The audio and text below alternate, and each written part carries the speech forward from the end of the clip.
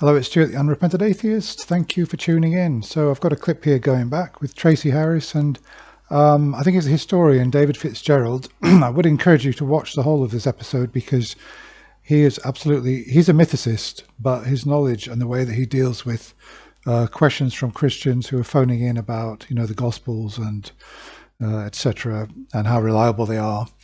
He is absolutely brilliant. I mean, he's just like sort of Roger Carrier. So we've got Paul calling in, who mainly spent time talking about Jesus, but they're kind of moving on now to the heart of the matter, which is why he believes. So we're getting there, and this is such a good slap down. It's really worth waiting for. It's Tracie Harris, who is the star of this show. Let's go. At my last straw in life, perhaps not my last, but I was pretty far up there before God found me and he saved me. And it was all because I did one simple thing. He was showing me various things in that time. And I guess I do need some specifics. What specific thing did you do, or did he show you, or? Well, as I said, it's very subjective for each person. But for me, it was little signs. Like, you would laugh at me to even hear them, but it's the truth, is that when I was going through a hard time, for any particular reason, I would find various feathers just randomly. And I thought to myself, there's something about these. It was always at very coincidental, specific times in my life. There was another time where I was in class just going through... See, I went through a lot of anxiety. Now, did you catch that, what he said? That the sign from God to him, that God was real and everything, and this is what turned his life around, was that he was going and he was finding little feathers around the place. So remember that, won't you? Oh, have you found that being a Christian reduces that anxiety? Yes, it does, actually. That's what I was referring to, is that most people who are Christians have good, rational reasons for being Christian that have nothing to do with Christianity being rational. That's a real evolutionary advantage that you gave yourself by embracing Christianity.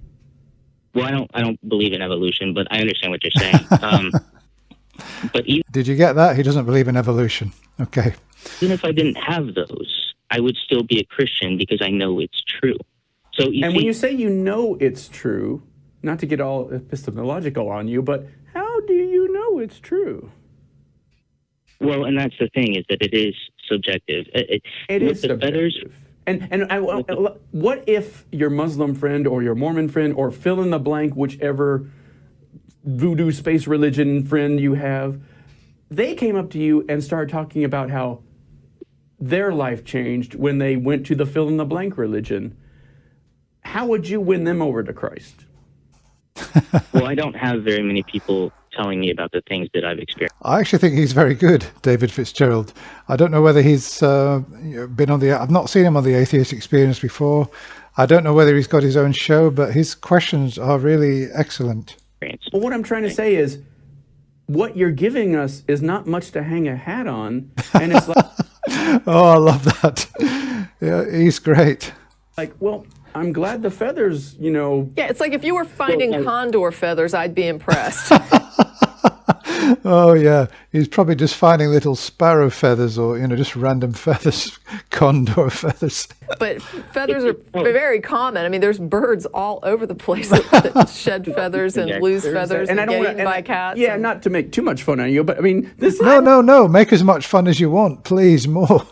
Not making fun. I'm just pointing out that the idea of finding feathers is kind of like saying every time I looked down, I found a pebble. Yeah, and I expect waiting for the punchline, but then what really happened was blah, blah, blah, blah, and I'm sure there is a moment like that, but it's like, what I'm trying to say is that there are what, 7 billion people on the planet right now, and every one of them who is a major religion, actually, full stop, every one of them who is religious has a story like that.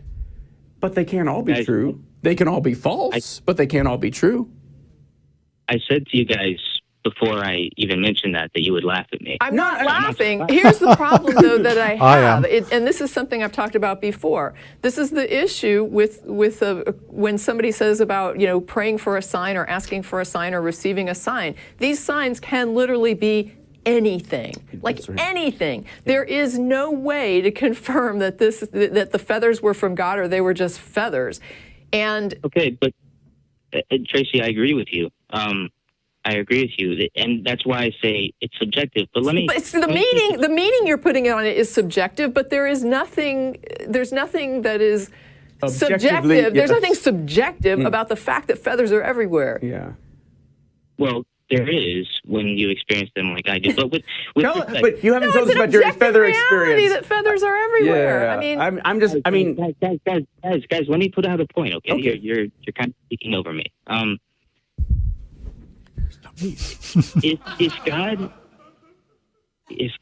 is about faith, okay, and I believe that atheists oftentimes have a different perspective on faith than Christians do. But are you guys still there? Yeah. We're waited with bated breath. Yeah, the perspective that atheists have got on faith is that they're not reliable. The perspective that Christians have got on faith is that their faith is reliable, but no other religion's faith is reliable. Hear what's coming up next. Oh, by the way, I'm so glad I'm not speaking to Matt. Matt is so... I know. It's the worst, well, let's right? not waste time because we've got maybe a couple minutes and I've got to move on to another call. So wrap. That was a put down from Tracie. Did you get that? He's saying, I don't want to talk to Matt. And Tracie suddenly jumps in and says, well, come on, get it over with. We haven't got all day. Wrap up quick. Okay, sure. You realize now Matt and Tracie at this time are very good friends. She is going to crucify him. She's going to nail him to his cross. So the thing is this. If God is a God of faith, and you have to have faith to come to know him, there are two things that are important to note here, and that I say sincerely. You cannot come to know God, and this is in the Bible, until he calls you. You cannot know God until he calls you. Yeah, this is proselytizing. And I'm going to just say, if you don't have something to support this beyond a feather, then this is just calling and preaching. You don't know this about God. You don't know this from a feather. And if you're going to talk about faith, let's talk about blind faith. What if a guy comes up to you and says, we have to kill all the Jews. This feather proves it to me. Right. I mean, the idea that you came to God for these feathers. Going back to things that are plainly rude, if I may. All right. So anyway, we're moving on to... Just putting out there, talk to us again, but it's like, you're not giving us anything. No, don't. You're not even giving us You don't get to call the show and preach. Yeah. You don't get to call the show and be unchallenged. You don't get to just call and start talking about what you know about God and then give no other reason than, well, my truth is subjective and I found a feather and I found a bunch of feathers at times in my life when I was distressed. Absolutely. The fact is you have got to, when you just start making bald-faced claims about what you know about God. That could be made by any religion on the planet. And there are plenty of shows that have theists preachers. We don't need to convert the atheist experience into a show where theists call in just to preach. And just saying, you don't know what rude is. That was not rude. Yeah, you really don't. Yeah, no wonder he didn't want to call in while Matt's on. Of course he doesn't, because Matt wouldn't have given him more than 1 or 2 minutes. But I'm glad that went on because, in my opinion, Tracie really nailed him there when she said, you're coming to us with all these claims and all you've got is a feather. She sent him away completely and utterly humiliated, deservedly so. And he's got the effrontery to say and claim that you're being rude when he's come on and not been able to present anything more than a feather for all his outlandish claims. Okay, I thought Tracie was absolutely 10 out of 10 there. And, she was as good, if not better than Matt. In that particular circumstance. She closed down that call beautifully and sent the guy away completely humiliated.